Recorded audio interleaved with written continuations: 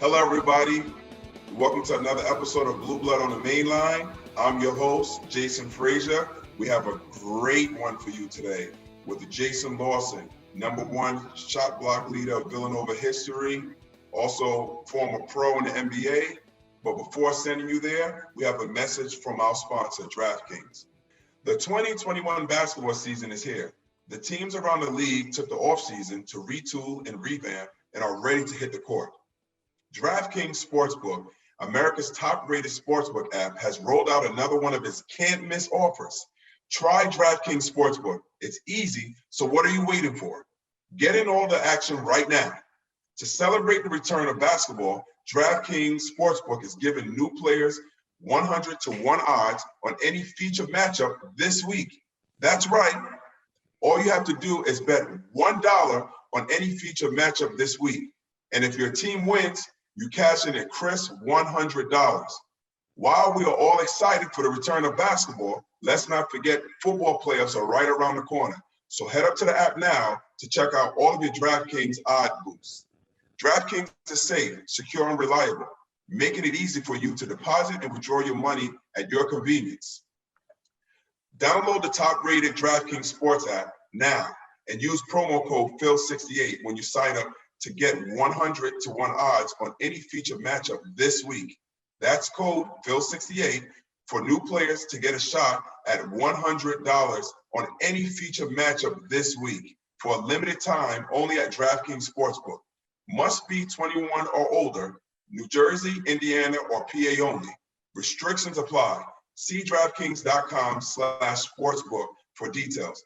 Gambling problem? Call 1-800-GAMBLER or in Indiana, 1-800-9-WITH-IT. Now, let's get you to our interview with Jason Lawson. Thanks for being here in the show. We are more than happy to have you here at Blueblood on the Mainline. It is my honor and all of our honors from the show just to have you here. Thanks for coming. Yeah, no problem, man. It's a pleasure. I appreciate you hitting me up for the opportunity. Yeah, I know. And that's another thing. We always stay in touch. You and I personally, even though we are multiple classes separating from each other. That's again, another testament to we have a Villanova basketball. Here's what we like to do here on the show. We always like to look at different stories or the same stories from different perspectives. But before we even get rolling with you at Villanova, take everyone through your time playing AAU ball and transitioning to committed to Villanova. What went into that process? That's a good question, Jay. So I played Sunny Hill sophomore All-Stars. I came up in the Sunny Hill League. I played for Coach Frank Bird, Mid-Atlantic All-Stars. We were kind of out of Jersey, but we had some Philly guys. I played with Ferran Hand, the late Paul Cannon, Kirk Luckman, Lamar. You know Lamar Greer? Yes. From Jersey. Played with him. Played with a few guys. So we did a little traveling. We went to Arkansas, played in some tournaments and things like that. Got a little bit of exposure on that circuit, you know, and then when it came time to recruit and try to pick a school, it was funny because Coach Raleigh, late great Coach Massimino, yeah. He was originally recruiting me at Villanova, then he left and went to Vegas. Right. So then he was recruiting me out of Vegas, and he really, really wanted me to come out there. I took an official visit out there, and then Coach Lapis took over at Villanova, and he was recruiting me, and I really didn't know, you know, who he was at first, right. But we had a couple conversations. Georgia Tech was in the picture. Took official visit there. Virginia and LaSalle. So I almost went to Georgia Tech,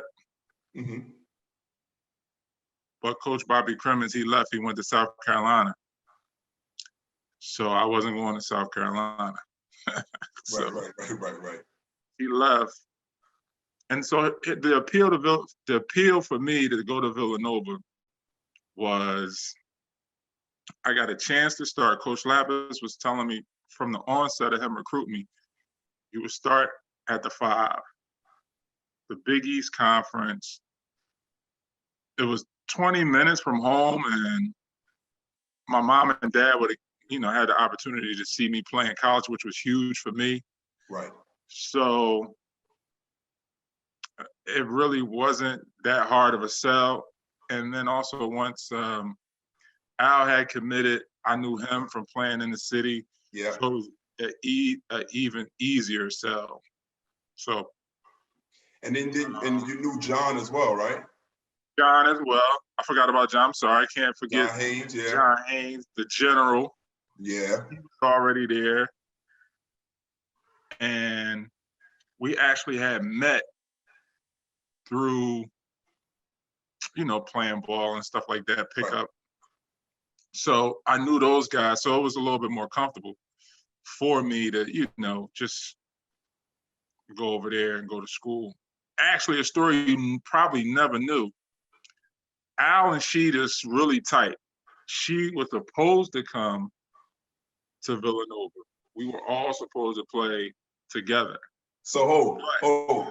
Let everyone know who are we. When you say we, go ahead. So Al, she, myself, and Tyrone Weeks were supposed to all come to Villanova. Right. Al signed first. I think he was considering signing, but he was getting recruited heavy from North Carolina. So Coach Dean Smith, the year he came out, they won a championship. And right after they won a championship, Coach Dean Smith came to Philadelphia. And from what Al was telling me, the pitch was so heavy that he just went to Carolina. So, and then Ty decided to go to UMass. And then, the rest is history. But I didn't know it at the time. Right. I was only cool with Al at the time. But in hindsight, he was telling me he was trying to get us all there at the same time. Right.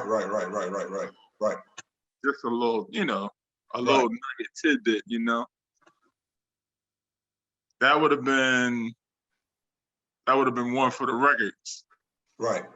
Could have got all them guys together, but it didn't work out for whatever reason. Yeah. Now, think about that. It could have been, it worked out, period. You guys were one of the great teams of Villanova history. You won a Big East tournament title. You also individually became the leader till this very day in blocks, career blocks at Villanova University. You are that guy.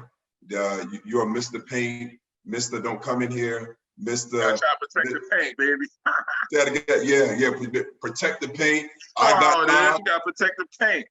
AKA whatever you want to say, that's you. So, and I remember that. And it's just interesting though, because people don't understand these backstories of what goes into it. And just to think, now you would have been there, Rasheed Wallace would have been there, Al, John, Weeks, so it's very interesting, but it worked out anyway. So you fast forward, and then I remember I jumped on campus, and you're looking at different big men. Obviously, everyone heard about Coach Pinkney. So you hear about Ed Pinkney, you see everything he did.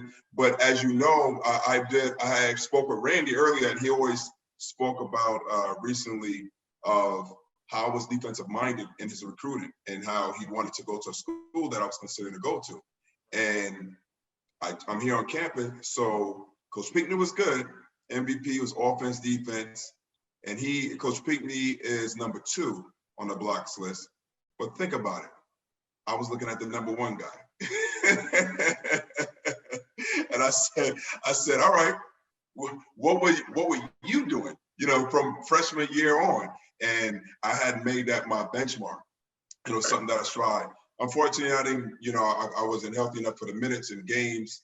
But, that's something that people don't know, that you are one of the guys and the guy defensively that I had to look as someone to model my game after, or someone to aspire to be career-wise at Villanova University? Oh, hey man, that's huge. Like you said, that's backstory. I didn't know that, but when I first met you, I knew that you had the heart of a champion, coming from the area where you came from and the teams you played on and the guys you went up against. I was like, yeah, this guy, he's gonna fit right in. He's gonna fit the mold. So I was like, yeah, welcome. So here's the thing, and it's great. I always try to keep a mindset of remembering how it was when I was a player, and then also now being an alumni when I speak with current players or recent graduates, because it's so big coming from Villanova, meeting alumni, and then that first interaction that you have with them. Yours was so smooth. Another one I remember was Malik Allen was another one. Also, meeting Tim during the scrimmage was good. And I mean, everyone was good. There was none that was bad. Obviously, Coach Pinckney was a coach, but those encounters are special, and that's something that you take with you and you never forget. So when you jumped on campus, do you remember, like, what was your first impression? What was like your first big memorable moment? It could be at a game, or in most cases, it probably was at a practice, or probably was an interaction that you had with a team or alumni. What were some of the memories that you have that people may not see, that's probably not on the court, that was in the locker room or, in the dorms? What are some of the things that you remember the most? So, coming from, I went to Alney High School in the city.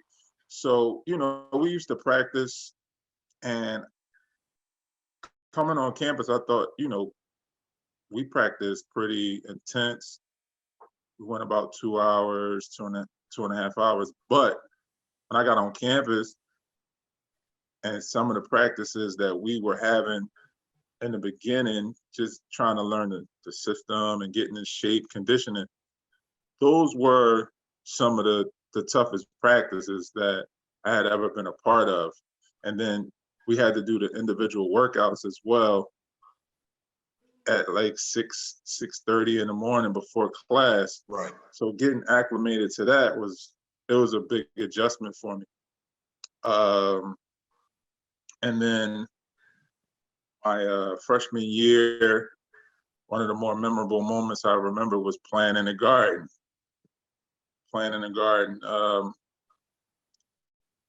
NIT tournament. Played a few games in the garden, and it was electric. You know how that place is. Once the crowd get rolling, you make a couple buckets, you get a couple stops, whatever the case may be. It's like no other feeling.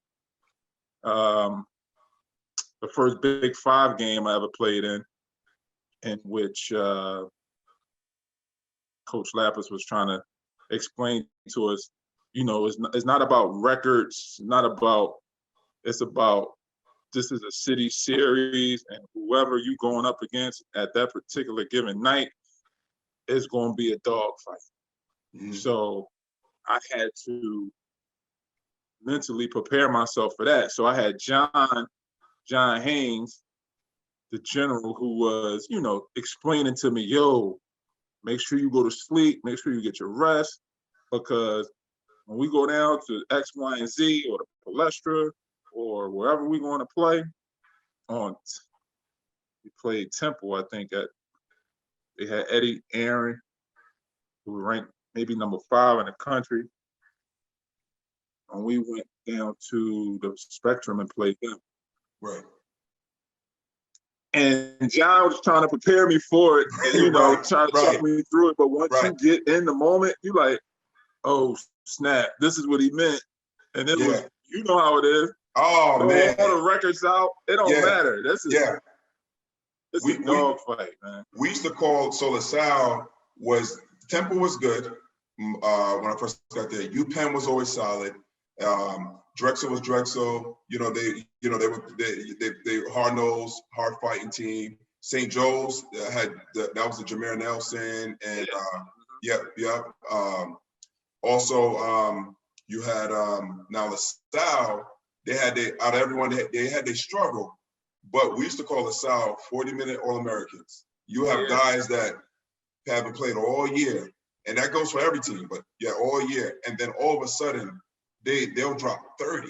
You know, like you have a guy who haven't played in 3 games drop 20 on you, and like you said, that there's nothing like the Big Five. It's like for people to understand it, you have football, you have your rivals in football, and you have the rivals between the 2 teams. You have the rivals in the NCAA against 2 teams. Big Five. Can you imagine having for us basketball fans out there, the intensity of a Duke Carolina game, but it's 5, 6 different teams that feel equally the same with each other. And sometimes in a Palestra, there's 2 games back to back. So the crowd is going nuts, you know? And I remember walking in one time, and I was injured this time, and I couldn't play. And we were playing against UPenn at the Palestra, but Temple was playing before us. I can't remember exactly what they were playing, but Temple was playing. And I'm coming in on crutches, Jay. And then I remember the fans saying, "Forget you, Fraser. I hope you break another leg." And he's and they're like 20 brutal. feet They was brutal, yeah. Brutal. They're 20 feet from me. Here's the thing, Jay. We ain't even playing you guys. We're here to play the UPenn. You guys, I can't remember exactly who they're playing. If they were playing St. Joe's or someone else, but Temple's they're playing someone else different. And the whole crowd literally focused on from the game. They focused on from the game to us, and they're just like ripping us one. And I came in the middle of the line. They're like, "Yeah, Fraser, break another leg," you know. Brutal. Fans don't care down there. No. Yeah, that was some of the things I remember on campus. And then, just adjusting to class and, being accountable, being on your own for the first time and making sure you got up, got to class, turned in your assignments, things like that. It was a good learning, growth experience. I had my guys, Al, Chuck, and they, we kind of figured it out, so to speak. Yeah. So when you got there, especially within your first 2 years, because you're younger, you didn't come into your own in terms of what you became junior, senior year, right? So how was it? You have any stories where you looked at Kerry and was like, it's pretty good? Because Kerry was doing a lot of things, he was a highlight reel, so how was it? Do you have any memorable moments from practice or certain games when you looked and was like, because don't forget, Alvin Williams, John Hayes was John Hayes. You had players on the team and you had other guys that came between your 4 years. But when you had right there, having Curry right there and having him as a upperclassman, how do you remember any moments playing with him? Listen, Kerry used to lead by example. Kerry would never get tired. Kerry was always, it seemed like he was just always in shape, always like conditioned to go. And so one story I'm gonna tell you, we were practicing and we were going up and down. Kerry, he would always play the passing lanes very, very well. Get it still, tip it out to himself, catch it on the break, throw it down. So this one particular play, he was probably weak side, and then he read the play, one pass, one reverse, like he was one pass away. So he went to steal the ball, he stole the ball, saved it before it went out of bounds, and Barry Beckerdam, good guy, alumni, love him. But he tried to chase him down, and Kerry would dribble and run. He had a long gait, long stride. Yeah, he did. He would dribble and run at the same time. He would take 2, maybe 3 steps, and he'd be right at the basket. So Barry Beckerdam, he tried to chase him down. Kerry ran past, he ran past the basket and he hook dunked it backwards, like over his shoulder. Yeah. That's how fast he was going. And then Bernie Beckman tried to chase him down and block the shot. You're not gonna catch Got him. finished. You're not gonna catch him. He did everything with 1, like 2, 3 left hand, and he was going so fast. He looked like he was going to go out of bounds, but Right. he just jumped up and he threw it down like backwards as he was going out of bounds. Just kept running. I said, "What in the world?" Filthy. One time we was playing Pittsburgh at Pittsburgh. He's like, "Yo, just give me the ball. I'm gonna show you why I'm an All-American." He scored like 10 points in like 45 seconds, close to a minute. Brought us back. We went on the road. I said, "God damn, he was special. He was always special, and he was humble for the most part. He led by example. He wasn't big on words, not with us, but he was like, 'Yo, we got to do this, X, Y, and Z. Come on, y'all, I got y'all back. Let's go.'" Right. That's all you got. Right. So, all right. So here we go. Kerry graduates. Now, your class, you guys are taking over, meaning it's on your back if you're going to succeed or not. There is no one else to play well. There's no one else. Take us through that moment when you knew, the buck stops with you and your class, and knowing that on top of that, you're number 1 in blocks. So you were the anchor defensively, which was huge, for the organization and for the team. Take us into that mindset. Do you remember the summer going in? Because the summer is when, what a lot of people don't realize, when players really start thinking about that upcoming year, and when you do summer workouts and when you're in summer school. Like, take us through that moment in your life. So I never really thought about myself as a leader, but I just tried to kind of lead by example, more or less. Be early to practice, try to practice with intensity throughout, pick people up during practice, be very, very vocal. The coaches was super big on being vocal. So, like you said, when Kerry left, and it was just Al, myself, Chuck, and then we had like younger guys like John Celestin, Howard Brown, Malik Allen. When those guys came in, we just welcomed them and just tried to bring them into the fold, so to speak, into the culture of, we defend, we play together, we just try to make the extra pass. But I never had a moment of, all right, now you're the leader of the team, you got to do X, Y, and Z. I just tried to go out and just try to, like I said, just try to do the work, more or less, just try to play and let my play and my on-court presence, practice presence, just try to be an example. That was pretty much it. When you're doing that, did you have those moments? Because I remember when I played, some of the guys, especially if you were in my class and you were an upperclassman, was Craig Smith, and then below me was Roy Hibbert, and because BC was good, then you had Georgetown, because it was they had Roy Hibbert, Brandon Bowman, and there was someone that had a couple other guards. But my biggest thing, I remember we were playing against another team, right? And I would look to see Coach. I would try to gauge Coach Wright's concern and my teammates' concern if their best player was a big, because my mindset was, oh, if it's a big, oh, we good. He ain't getting on tonight. That was literally my attitude. And if we lost, because my thing was, no, we can't lose to them because they're gonna depend on their big, and their big will have to score on me. Oh, that ain't happening. We're not losing. And matter of fact, that Georgetown team also had Jeff Green. That's what. That's right. Yeah. Jeff Green. Yeah, Jeff Green. I forgot they had Jeff Green. Yeah, Jeff Green was tough.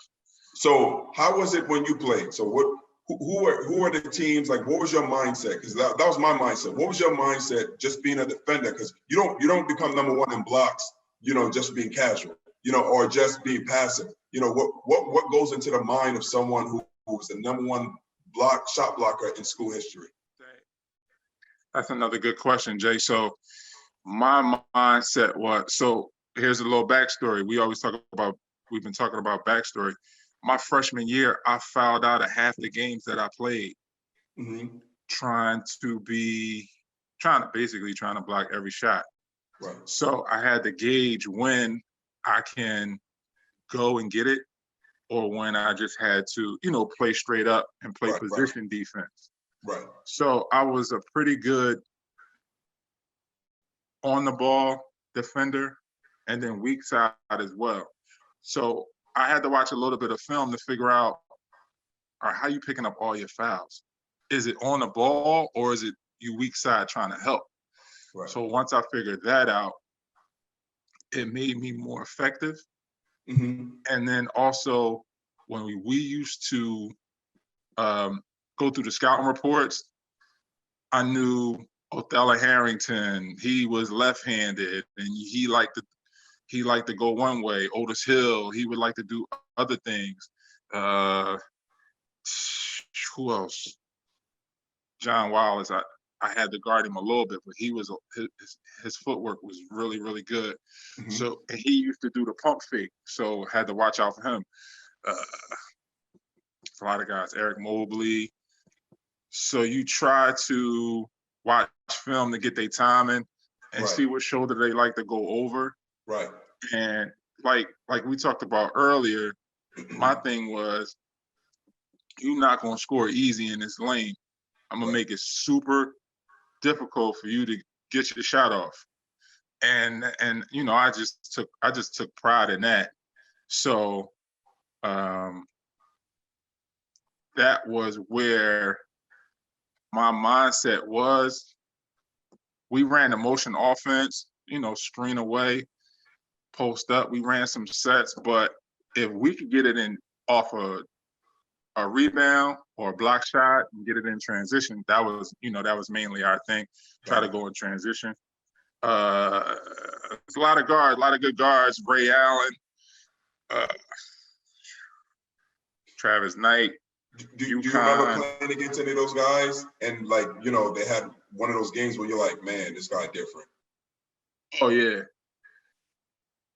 Ray Allen, when we played him up in stores, I think it might have been my sophomore year. Him and Kerry was going at it, bucket for bucket. Allen Iverson in the Garden when we played them in the tournament games. Victor Page. Danny Abrams was another name that I remember, a big guy from BC. Danny Curley. Left-handed, played around the basket. And the Big East back then, it was way more. It's physical now, but it was banging. A lot of banging going on. It was banging. Really physical. And when I came in '93, I only weighed 212, soaking wet, man. So I had to get my weight up. I had to really get my weight up. Right. So the defensive thing is, I played offense. I could score the ball, but I really hung my hat on, playing D. You know how it is. Right. No, I know how it is, because, and especially you try to control what you can, hoping that the other team's players are the bigs, because then you can directly affect that more than ever. And I remember, because that's why when we played Boston College in my early years, before Craig Smith became the man and Jared Dudley came, the year after, they had Troy Bell. Yeah, Troy Bell was tough. Troy Bell had the most points in a career for the Big East. So that by the time he graduated, and I remember I had this move defensively where I had, before one surgery after the next, I used to have the ability to run out on a wing player, a perimeter player, and I can guard you straight up. I can't do it the whole game, but I can get you like 3 to 5 possessions in a row and guard you. So with the guards, if they crossed over, so if let's say we're at the top of the key and you did a right to left crossover, I would drop step going the opposite way and meet you at the rim. That was my move. If you cross me baseline, I drop step the opposite way and then met you at the rim. Troy Bell crossed me. He was the only one I did a 360. he hezzy cross, step back. I did a 360 and then just drained it. Bop. So when you was like, wait, what part of the game was that? So then now we watch it on film. And then Alan Ray and Randy trying to be funny. So like, Coach, can you rewind that? Can you rewind that so I can see that again? Coach, can you rewind that? So I remember. Yo, don't do me like that in the film. Yeah, why you gotta do me like that? So I know what you mean. You know, here it is, you playing, and you have Iverson, who, and what people don't realize, not only was he a scorer, not only did he have a handle, like what you said, Iverson would dunk you. So you had Iverson, so would Ray Allen, and you had these guys playing like that, and you know, out of possession. But again, that whole mindset, what you talked about, you mentioned something that was very interesting. I don't think people pick up on that often. The difference between college and the NBA when it comes to scouting, from my experience from being on the bench in the NBA, playing and being on the bench in college, is in college, you know, all right, this person likes to shoot over their left shoulder for a hook. In the NBA, you know, they dribble, they take 1, 2, turn, 1 pump fake, then go over the left shoulder. It's detail. Like what you were talking about, like how John Wallace, you know, how he'll pump fake, and I can see you counting it with your head, not even realize subconsciously you count the pump fakes he do, and those little things. So here it is, you go on and you with the Magic, right? I think they had notable players on that team. Would you like to elaborate on that experience? So Penny Hardaway, Nick Anderson, Horace Grant, Gerald Wilkins, Darryl Armstrong, Ronnie Cycli, Bo Outlaw, and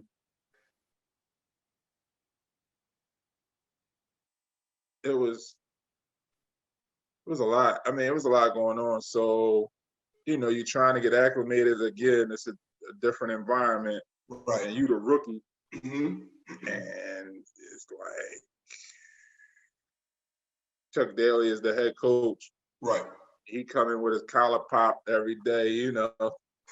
So you're just trying to, again, come early, stay late. Right. I was working with Coach Tree Rollins. It was an interesting experience there because Chuck Daly didn't play rookies. So I didn't really get a whole lot of minutes. Right. I got a chance to, you know, watch the game. I learned a lot from a little like nuances of playing in the post from Ronnie Cycli. Right. Off-arm stuff, footwork stuff. Outlaw, we were always be in the weight room, and he was real intense. Yo, we going, you going, we coming, you going, I'm going, all right. And he would work out after games too. So he was real intense. He was a good teammate.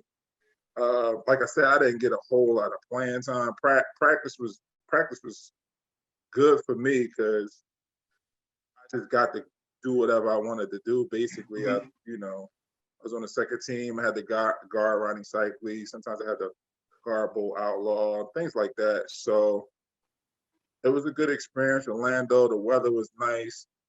I just wish I would have played more. I mean, here's one way of looking at it. They drafted Johnny Taylor, number 17, that year, and he ain't even play.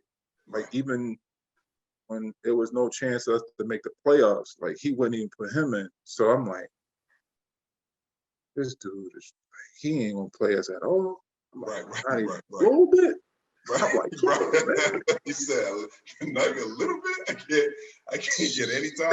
It was frustrating, and the guys on the team, Penny, all those guys, they were, real positive. He was going through his knee surgery, so he was in and out of the lineup a little bit. Right. But he was like, yo, keep your head, stay focused, stay positive, you know what I mean? Things like that. So, like I said, it was a good group of guys to be around. And, I learned a lot.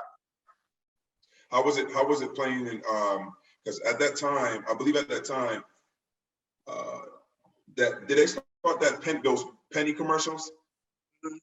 Remember? Yeah. Right. So He had the little dial. right. That's when he was playing. He Like he saw the floor 3-4 plays. He was seeing things, seeing plays develop. He was really, really good at controlling the floor, putting people in positions just to score the ball. Like he would attack off the screen, but he knew if the dump down wasn't there, it was somebody in the corner. You know what I mean? Mm-hmm. That was going to be open because if they played the role, that guy over there in the corner. Right. So his court vision, man, and his basketball awareness, really, really impressive. And defensively, he was always, sharp, on point. Even in even doing like film and things like that, he was like, yo, things we had to do, da da da da da. So listen, when I say it was like night and day difference between college and pros, like preparation wise and training, and you know how it is. You even more on your own as more than college, because you really grown and you got to get to the game on time. You got your own whatever. You ain't in the dorm with everybody else, right? But you had to make sure you took care of your body, rest wise, food wise. You can't be eating fast food. Got to get your rest. You got to be a professional. Right. You never know when your number gonna be called. You got to be ready. Right. And then, do you remember any particular practices or games where you looked at where Penny, he did certain moves or certain games where he was just cooking? That always stuck with you. Do you remember any of those moments? Because I'm sure he had plenty of them. But any of them? We were in New York playing in the Garden, and he went crazy. I think he might have had, I want to say maybe like 30, 35. And then when we played in Chicago, when he played against Mike, he always took it, he took it personal. Mike and Scotty and them, like he really locked in. I remember those specific games, him going crazy. Numbers wise, but just being a floor general. Right. You know what I mean? Right. It wasn't always points, but when he needed to score, he could get to a spot and score. Right. You know how that is. So Chicago, and then in the Garden when we played the Knicks. That's nice. Yeah. He was tough, man. He was tough. Yeah. And you know what, Jay? It's just, I said it plenty of times and I'll say it again. I'm beyond proud of you. I'm happy that we met. I'm happy that I went to Nova and that we connected. And I'm happy and I'm proud of our relationship, how it stands today, how we stay in contact, that it doesn't matter how much time going between. It could be a few months. It could be a few days. We pick up we left off the day before. Yep. No, there's no fall off there. So with our current team, I know you've been watching the games. You talk about watching the Butler game that's happening right now. Like, so how what's your synopsis, if you will, of the season so far in terms of how we look offense, defensively? Who do you like? Who's been playing well? What you want to see more? Give me your take on the team. Well, I think the guys that they have now, they're gelling. They're trying to figure each other out. But I think they have good chemistry so far. They're going to continue to build, and more towards the end when tournament time comes, they'll be poised and ready to make a run at a championship. I think Colin is the floor general, and he, puts everybody in scoring position. I like the offense that they run with the guys that they have, because it's spacing, and it gives you a chance to go and do your thing one-on-one. run that pick and roll from the top, and they kind of get Earl isolated at the foul line, so he could go either way and attack. And they put the guys in the corner. If you help off the corner, they going right to the corner for threes. Dang. So I think they are a really good team. They're well coached. They're disciplined. They really don't get rattled. So they're going to be competitive. And then once they figure out what they can do and the space on the floor, and they'll be fine. Yeah. So big man to big man. You don't really worry about them, huh? Yeah. No, I was saying big man to big man. What do you think about Jeremiah? I like his game. I mean, he need a little bit of work. We all need work, but Right. I think he's gonna be fine. Yeah. What you think? I like him too. I like what I like about him, especially being a sophomore. Sophomore year, towards the second half of sophomore year, or definitely at the beginning of junior year, is when you have that switch that clicks. And I'm waiting for that switch to click for him because he's very solid and he's good now. And I'm just saying, oh man, once he starts getting more and more of these reps in of understanding, look, when I catch and rip past the man, the timing, you know, when you get reps in, you know, all right, when I do this, the defender's going to do that. You know, when I do A, the defender's going to do B. Robinson-Earl. Say it again? You talking about Robinson-Earl? Yeah. Oh, yeah.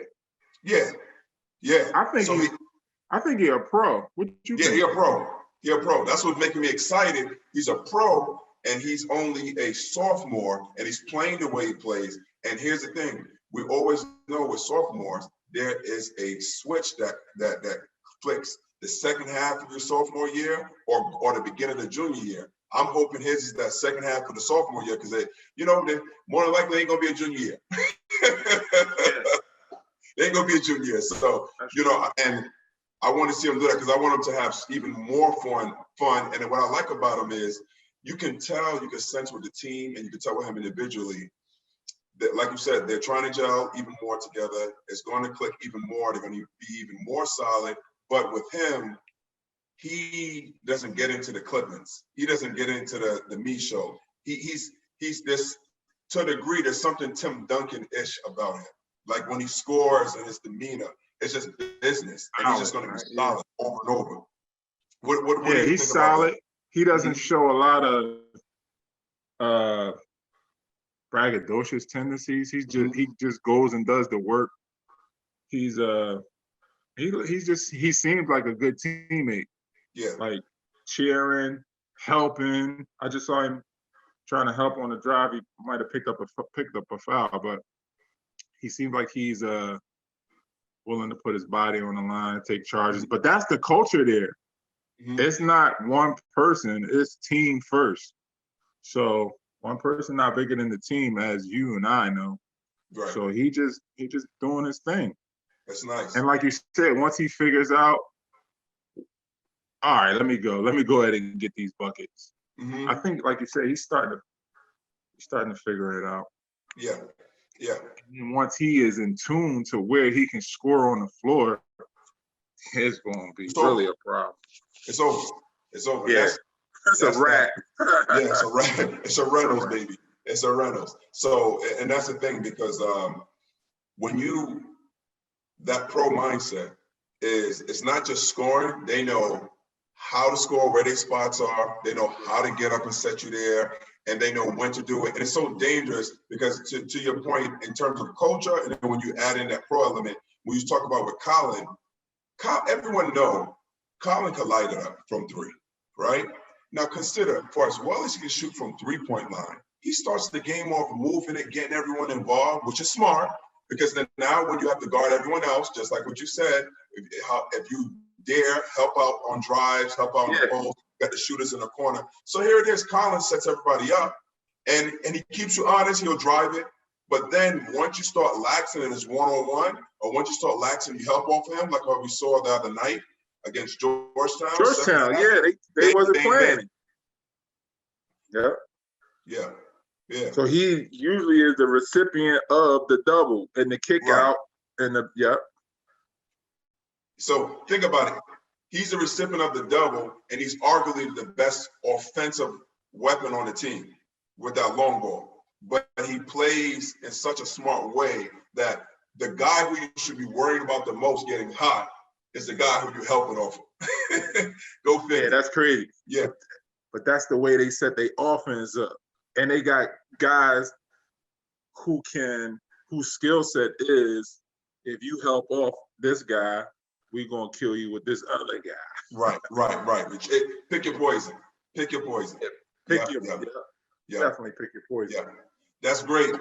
Man, that's Jay, the offense, though. That's how the offense is. Yeah, and it makes it hard to defend that way. You don't know, you can't narrow down and zone in on one guy or two guys just to stop him.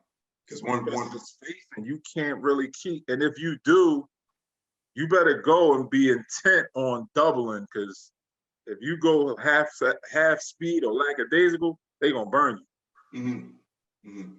That's that sound basketball. That sound basketball that, as we've seen throughout recent history, you can do it on a college level, and also it's very transferable into the professional level. And that's why we have so many guys that have been successful fulfilling certain roles, like the Mikal Bridges, the Josh Harts, the Ryan Archidiakono, and even Ochefu, Chef had his moment, hanging around the G League and being on someone's roster, right? So, and there's countless guys. Jalen, I mean, you can go on and on with the players in recent history. Dante DiVincenzo is doing well, so they're all doing well. Yeah. So, Jay, we appreciate you joining us at Blueblood on the Mainline. It's always a pleasure. Baby, Blueblood, yeah. Yeah, baby, Blueblood, baby, yeah. So there's one way we finish and one way only. But before we say it, I want to remind everyone to subscribe to the show. Let us know what you think about this episode. Let Big J, let the hand of the Lord, Jay Lawson, let him know and show him a lot of love. Leave your reviews, subscribe, let us know what you think. But Jay, we always do it how we've been doing it from the first day you stepped from campus to this day now. Once a Wildcat, always a Wildcat. Always a Wildcat. These up, baby. All right, thanks. Take care. All right, tell the family I said what's up. I will. Take care.